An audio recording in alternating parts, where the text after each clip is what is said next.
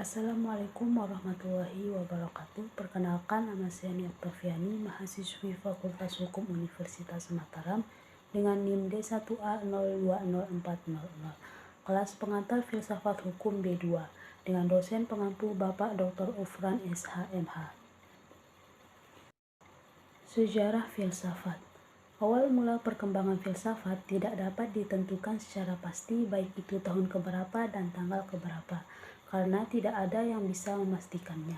Hanya saja yang dapat diketahui awal mula perkembangan filsafat tersebut mulai sekitar awal abad ke-6 sebelum Masehi. Pada awal mula perkembangannya, yang dimaksudkan dengan pemikiran filsafat tersebut tidak hanya filsafat yang berasal dalam arti sempit, melainkan pemikiran-pemikiran ilmiah pada umumnya. Pada saatnya, sampai pada masa modern, filsafat tersebut membentuk satu keseluruhan yang tidak dapat dipisahkan dengan ilmu pengetahuan alam. Dalam bahasa Yunani, filsafat disebut sebagai filosofia yang dapat diartikan sebagai cinta akan kebijaksanaan. Dalam hal menentukan tanggal lahirnya filsafat, secara pasti sangat sulit untuk ditentukan seperti apa yang telah dijelaskan di atas sebelumnya. Namun, untuk menentukan tempat lahirnya tentu tidaklah sulit, karena dari ketiga filsuf yang pertama kali memperkenalkan filsafat tersebut berasal dari pesisir kota kecil yang disebut dengan Miletos, sebuah kota perantauan di Yunani. Thales adalah orang yang pertama kali mendapatkan kehormatan untuk digelari sebagai filsuf. Kemudian muncul filsuf baru lainnya yang bernama Anaximandros dan Anaximenes. Tidak seperti filsuf pertama yang tidak pernah menuliskan pemikirannya ke dalam sebuah karya. Kedua filsuf yang muncul belakangan setelah Thales ini justru membukukan pemikiran mereka, tapi diketahui kemudian karangan-karangan mereka dinyatakan hilang. Keberadaan filsafat sebagai disiplin ilmu ternyata sudah dipersoalkan sejak lebih dari 20 tahun abad silam. Meskipun banyak pendapat yang menjelaskan mengenai apakah sesungguhnya filsafat itu, tetapi pendapat-pendapat tersebut belum memuaskan semua orang. Bahkan banyak orang yang berpikir bahwa filsafat adalah sesuatu yang bersifat serba rahasia, mistis, dan aneh. Apakah kalian pernah berpikir demikian? Filsafat disebut-sebut sebagai induk dari semua ilmu pengetahuan yang ada di muka bumi ini. Maka dari itu banyak pula orang yang menganggap bahwa filsafat adalah ilmu paling istimewa dan menduduki tempat paling tinggi di antara seluruh ilmu pengetahuan yang ada. Terlebih lagi, banyaknya kepercayaan bahwa filsafat hanya dapat dipahami oleh orang-orang yang jenius saja. Lalu sebenarnya apa sih filsafat itu?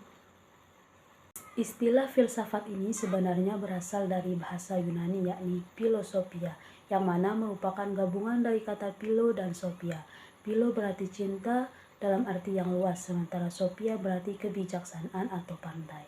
Jadi dapat disimpulkan bahwa filsafat ini adalah keinginan untuk mencapai cinta pada kebijaksanaan. Menurut Profesor Dr. Ida Bagus Wiasa Putra SH.MH, filsafat adalah hasil berpikir. Berpikir filsafat adalah berpikir tentang sebab atau thinking of cause. Berpikir tentang sebab adalah berpikir tentang asal-usul, sumber atau hakikat sesuatu. Pengertian filsafat secara umum hampir sama, tetapi yang membedakan hanyalah dari filsuf yang memaparkan teori filsafat tersebut.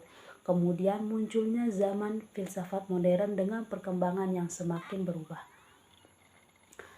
Sehingga dari asal mula timbulnya filsafat yang dapat masuk ke dalam setiap ilmu pengetahuan, maka tidak menutup kemungkinan pula filsafat masuk ke dalam bidang ilmu hukum. Sehingga dalam perkembangannya ilmu filsafat menjadi diterapkan ke dalam ilmu filsafat hukum. Banyak ahli yang mendefinisikan apa itu filsafat. Menurut Puja Wijatna berpendapat bahwa filsafat adalah sejenis sepengetahuan yang berusaha mencari sebab secara sedalam-dalamnya bagi segala sesuatu yang berdasarkan pikiran belaka. Lalu menurut Hasbullah Bakri, filsafat memiliki definisi berupa sejenis pengetahuan yang menyelidiki segala sesuatu secara mendalam, mulai dari ketuhanan, alam semesta hingga manusia, sehingga dapat menghasilkan pengetahuan tentang bagaimana hakikatnya sejauh yang dapat dicapai oleh akal manusia. Kemudian ada juga tokoh filsafat terkenal yaitu Plato yang mendefinisikan filsafat adalah pengetahuan yang berminat untuk mencapai pada kebenaran asli. Nah, berdasarkan beberapa pendapat dari para ahli tersebut, maka disimpulkan bahwa filsafat adalah sebuah ilmu yang berusaha mencari sebab secara mendalam berdasarkan pemikiran dan akal manusia. Filsafat ini juga dapat menjadi pandangan hidup seseorang, sekelompok orang mengenai kehidupan yang dicita-citakan. Namun, filsafat ini dapat juga diartikan sebagai suatu sikap seseorang yang sadar dan dewasa ketika memikirkan segala sesuatu secara mendalam dan melihat secara menyeluruh dengan segala hubungan. Selanjutnya mengenai sejarah perkembangan filsafat hukum. Pertama, filsafat hukum pada zaman Yunani. Masa keemasan filsafat di Yunani diawali dengan kemunculan tokoh-tokoh seperti Socrates, Plato, dan Aristoteles, di mana kemunculan mereka mulai melepas pemikiran masyarakat Yunani yang pada saat itu masih percaya dengan mitos-mitos dewa-dewi Olympus. Kedua, filsafat hukum pada zaman pertengahan. Pada zaman pertengahan, dasar ketaatan terhadap hukum telah mengalami perubahan yang awalnya berdasar pada hukum alam, menjadi karena kehendak ilahi yang dikarenakan jatuhnya kerajaan Romawi dan berkembangnya agama Kristen dan Islam di Eropa. Tokoh filsafat pada zaman pertengahan ini antara lain Agustinus dan Thomas Aquinas. Pada abad pertengahan ini muncul pemikiran tentang adanya hukum yang abadi, yang berasal dari rasio Tuhan. Munculnya dua aliran filsafat masa skolastik, yaitu Via Antiqua dan Via Moderna, di mana Via Antiqua memihak pihak gereja dan Via Moderna memihak pihak pada kaisar, menimbulkan pemikiran yang bersifat sekuler dengan memisahkan secara tegas urusan duniawi dan keagamaan, dan terus berkembang pada zaman modern. Yang ketiga, filsafat hukum pada zaman modern. Pada zaman modern ini, posisi manusia mulai ditempatkan secara lebih mandiri. Dengan rasio manusia dapat menentukan apa yang terbaik bagi dirinya dan menganggap bahwa hukum positif tidak perlu lagi bergantung pada rasio Tuhan. Gagasan rasionalisme pada zaman ini membawa pengaruh besar dalam hukum, sehingga ideologi absolutisme dan feodalisme menjadi tidak populer lagi. Keempat, filsafat hukum pada masa sekarang. Pada zaman sekarang, rasionalisme dilengkapi dengan empirisme yang berkembang pesat pada abad ke-19, menjadikan faktor sejarah pendapat perhatian utama termasuk dalam lapangan hukum. Perhatian yang besar terhadap faktor sejarah ini antara lain diberikan oleh Hegel dan Kant. Pada abad ke-20 lahir berbagai aliran filsafat seperti Neo-Kantianisme, Neo-Hegelianisme, dan Neo-Marxisme yang menjadi aliran filsafat paling umum sampai saat ini. Empirisme terus berkembang pada abad ke-20 dan mengambil bentuk pragmatisme di mana kebenaran itu wajib diuji dengan dunia realistis yang melahirkan aliran-aliran filsafat hukum yang disebut dengan realisme hukum. Filsafat hukum. Filsafat hukum adalah cabang filsafat yang membicarakan apa hakikat hukum itu, apa tujuannya, mengapa dia ada, dan mengapa orang harus tunduk kepada hukum.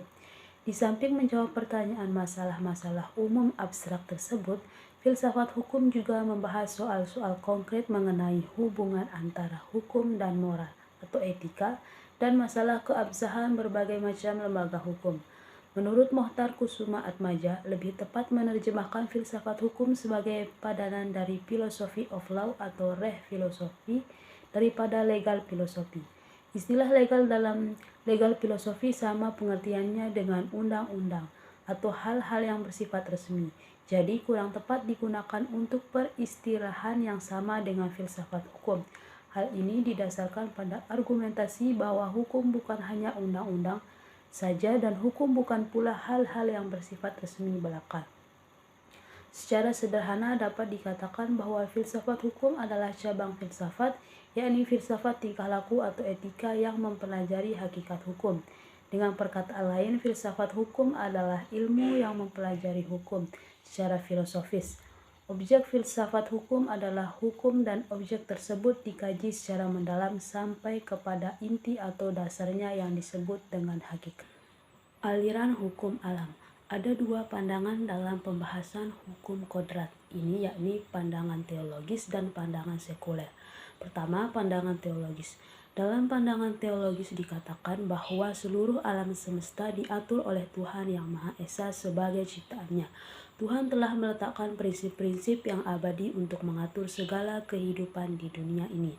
Oleh karenanya, seluruh aturan yang diciptakan oleh manusia harus berdasarkan pada hukum Tuhan yang abadi. Yang kedua, pandangan sekuler. Dalam pandangan sekuler, diyakini bahwa manusia memiliki kemampuan akal budi yang menjadi sumber tatanan moral dalam diri dan masyarakat manusia. Keutamaan moral tidak ada dalam sabda Tuhan yang tertulis dalam kitab suci. Aliran hukum positif. Aliran ini disebut juga dengan positivisme hukum. Aliran ini berpandangan bahwa hukum itu adalah perintah penguasa atau law is a command of the lawgiver. Bahkan bagian aliran hukum positif yang dikenal dengan nama legisme berpendapat lebih tegas bahwa hukum itu adalah identik dengan undang-undang. Aliran hukum positif ini dapat dibedakan dalam dua corak, yakni aliran hukum positif analistis atau analytical jurisprudence atau biasa disebut dengan positivisme sosiologis yang dikembangkan oleh John Austin.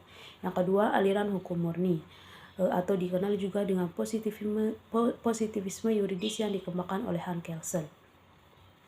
Utilitarian menurut para ahli. Pertama, menurut Jeremy Bentham. Bentham berpendapat bahwa alam memberikan kebahagiaan dan kesusahan. Manusia selalu berusaha memperbanyak kebahagiaan dan mengurangi kesusahan. Kebaikan adalah kebahagiaan dan kejahatan adalah kesusahan. Ada kaitan erat antara kebaikan dan kejahatan dengan kebaikan dan kesusahan. Tugas hukum adalah memelihara kebaikan dan mencegah kejahatan. Tugasnya memelihara kegunaan. Menurut Rudolf von Jhering, oleh Jhering dikatakan bahwa tujuan hukum adalah untuk melindungi kepentingan-kepentingan. Dalam mendefinisikan kepentingan itu, ia mengikuti Bentham dengan melakukannya sebagai pengejaran kesenangan dan menghindari penderitaan. Kepentingan individu dijadikan bagian dari tujuan sosial dengan menghubungkan tujuan pribadi seseorang dengan kepentingan-kepentingan orang lain. Mazhab sejarah. Mazhab sejarah timbul sejalan dengan gerakan nasionalisme di Eropa. Jika sebelumnya para ahli hukum memfokuskan perhatiannya kepada individu, penganut mazhab sejarah sudah mengarah kepada bangsa, tepatnya jiwa bangsa. Adapun tokoh-tokoh para mazhab ini ialah Friedrich Karl von Savigny, Putta, dan Henry Summermain. Menurut Friedrich Karl von atau Savigny menganalogikan timbulnya hukum itu dengan timbulnya bahasa pada suatu bangsa. Masing-masing bangsa memiliki ciri-ciri khusus dalam berbahasa. Demikian pula halnya dengan hukum. Oleh karenanya tidak ada bahasa yang universal dan tiada pula hukum yang universal. Pandangan ini jelas menolak pandangan hukum alam yang melihat bahwa hukum itu bersifat universal. Dikatakan oleh Savigny bahwa hukum itu bukan karena perintah penguasa atau bukan karena kebiasaan, tetapi karena perasaan keadilan yang terletak di dalam jiwa bangsa itu. Jiwa bangsa itulah yang menjadi sumber hukum.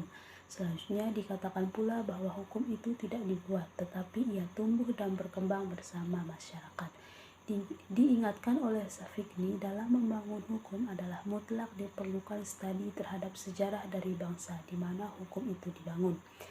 Menurut Putta, memiliki pandangan yang sama dengan Savigny bahwa hukum suatu bangsa adalah terkait pada jiwa bangsa yang bersangkutan.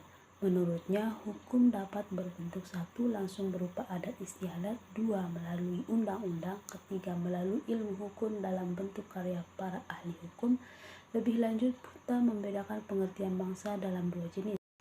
Sekian dan terima kasih. Wassalamualaikum warahmatullahi wabarakatuh.